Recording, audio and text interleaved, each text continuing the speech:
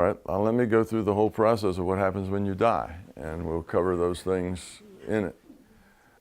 When you die, you become aware in another virtual reality.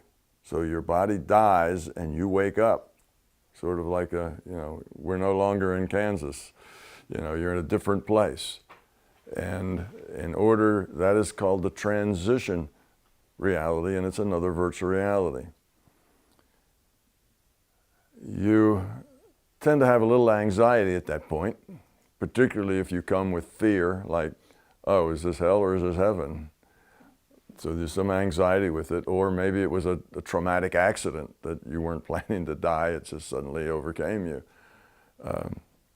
But in any case, you will run into something, there'll be some strategy there to help you relax and let go of your past life. So it could be the light at the end of the tunnel, all the things that the people who have the near-death experiences do. That's kind of the beginning of this pathway. Often there's the light and you get this intuition, that would be the larger conscious system sending you a message, move toward the light. So you do, and then as you do, you find, Aunt Susie and Uncle Fred, there to greet you, and because they passed on 10 years earlier, and they're smiling and they're happy and they're obviously having a good time, so it couldn't be too bad there. So these things are done just to put you at ease, make you feel relaxed, and let go. Your previous life begins to fade immediately, just like dreams do. You wake up from a dream, the instant you wake up, it's perfectly clear. 30 seconds later, it's a little fuzzy. A minute later, it's a lot fuzzy, and 5 minutes later, what was that dream about? I only remember a couple of major things, but all the detail disappears. So that's the way your memory of the last life just begins to fade like a dream. Now, for the average person who has very little or no knowledge about the larger system, they go through a process that is basically designed to give them a chance to decompress and let go. So they're told to do non-functional things because you're just buying them time to decompress.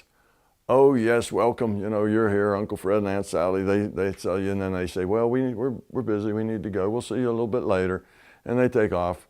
That's the larger conscious system playing Uncle Fred and Aunt Sally. Okay, so then they'll say, let's see, what's your name? Oh, okay, over here, and there'll be a line of 15 people there, and you go stand in the line, and that takes a while.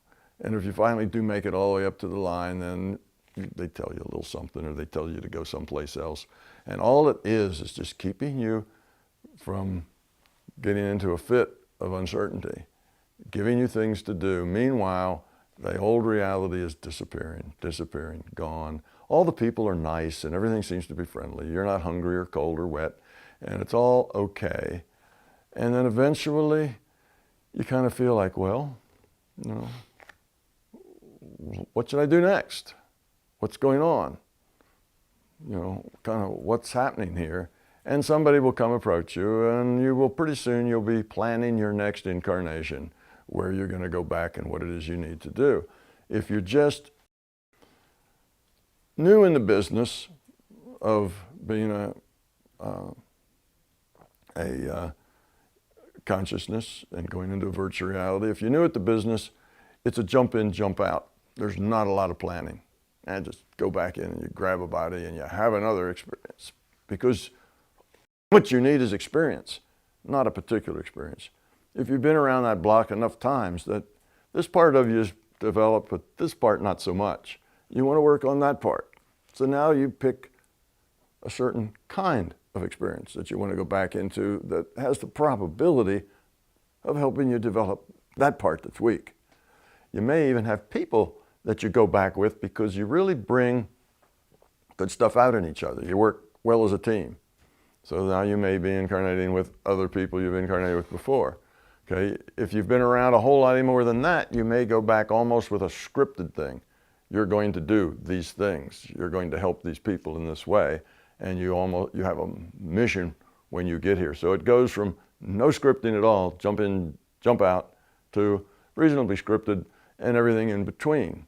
Okay, so that's what's going on. So then you decide to go. Now what actually's happened here is that when you die, that avatar, okay, the avatar that you were, you know, Joe Jones.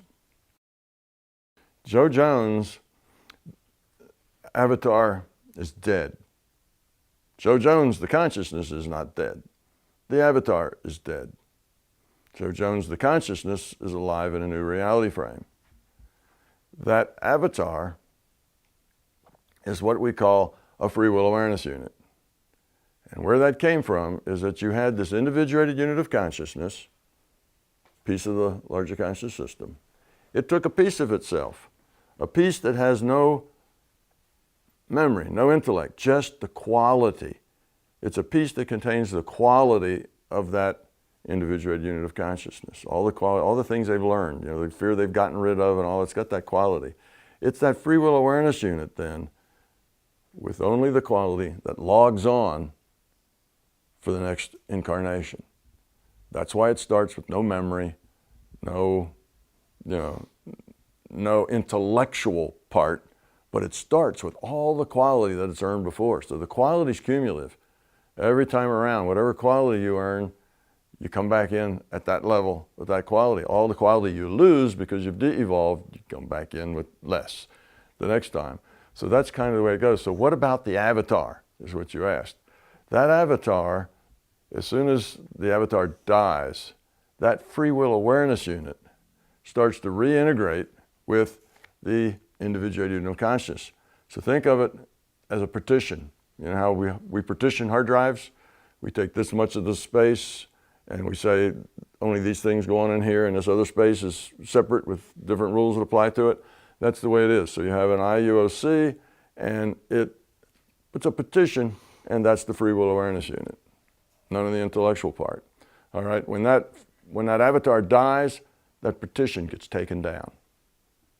The partition gets taken down, and now as that person is standing in line and just kind of working through the process of forgetting and becoming bored, that person now is no longer any representative of that avatar. It's now a representative of the individuated unit of consciousness.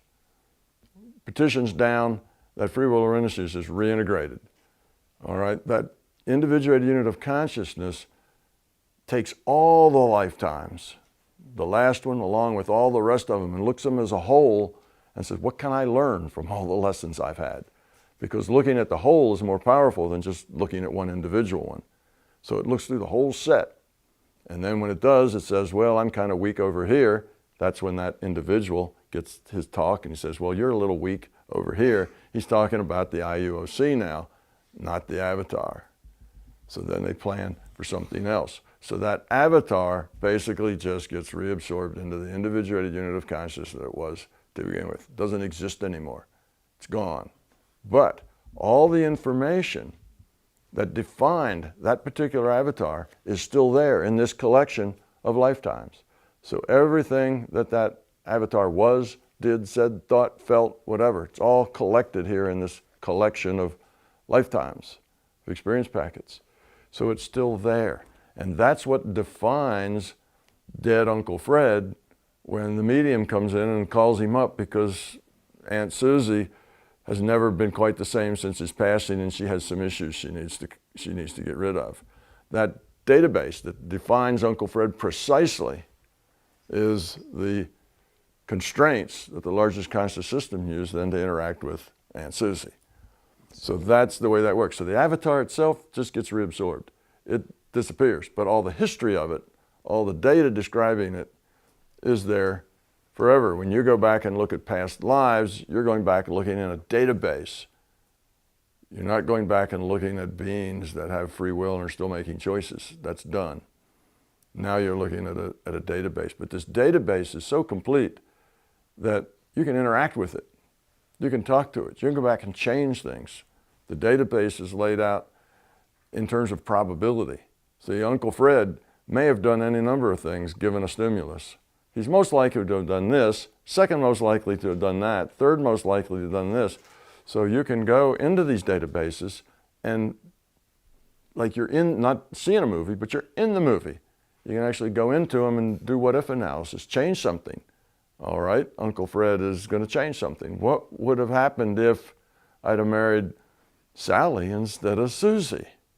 Well, he can go back and look at all the probabilities of where that would have taken him. It's just probable. Didn't actually happen. But you can go through that process. All that information's in the database of how Susie now would have interacted, and he would have interacted with those interactions, just in probability. So that's the kind of database it is. So the avatar itself, Joe Jones, is absorbed into its IUOC, individuated unit of consciousness, and it basically is no more as far as a free will operating consciousness. But all his data's there in this individuated units of consciousness of which he originated.